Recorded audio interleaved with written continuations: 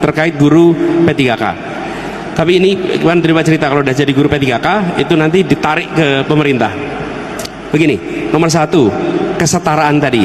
Ke depan sekolah-sekolah swasta, universitas-universitas swasta, menurut kami harus dibebaskan dari PBB atas tanah mereka. Nol. Harus nol. Kenapa?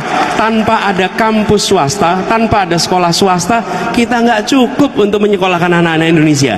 Cara negara bayar balik adalah PBB untuk sekolah, kampus, semua yang sifatnya sosial, termasuk rumah sakit yang sifatnya sosial, itu nol PBB-nya. Yang kedua, semua yang diangkat menjadi pegawai pemerintah dengan perjanjian kerja P3K ini, mereka dibiarkan untuk tetap mengajar di swasta karena mereka adalah guru-guru yang mengajar anak Indonesia. Itulah yang saya maksud dengan diskriminasi. Kenapa? Kalau mereka menjadi guru di swasta, seakan-akan ini biar bukan Indonesia, harus dikembalikan ke pemerintah untuk menjadi Indonesia. Tidak, dia bisa di swasta dan negara tetap bisa menghargai mereka. Karena udah investasinya swasta, yang sudah mendidik, yang sudah menjadikan mereka dokter, tahu-tahu dipindah oleh negara. Justrunya harus dibalik, negara harus investasi kepada dosen dan guru swasta supaya mereka bisa mendapatkan pendidikan yang lebih tinggi.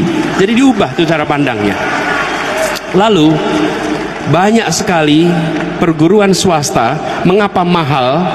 Karena mereka harus mengakuisisi tanah, harus beli tanah, dan tanah itu selalu komponen termahal. Betul tidak Pak Rektor? Semua sekolah swasta biaya paling besar apa? Tanah.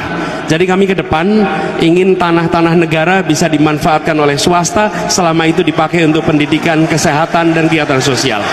Kenapa? Loh, apalagi seperti Nahdlatul Ulama, Muhammadiyah, sudah mendidik bangsa Indonesia sebelum negeri ini ada. Kenapa sesudah ada negara justru berbalik? Kita ini pelit sama rakyat kita sendiri, kita ini pelit sama swasta kita sendiri. Mereka mendidik anak-anak kita, bukan mendidik orang asing. Mereka mendidik bangsa kita sendiri. Jangan pernah bedakan swasta dan negeri. Tanah negara itu dipakai oleh swasta tidak hilang. Kalau itu dipakai oleh investor asing malah bisa hilang.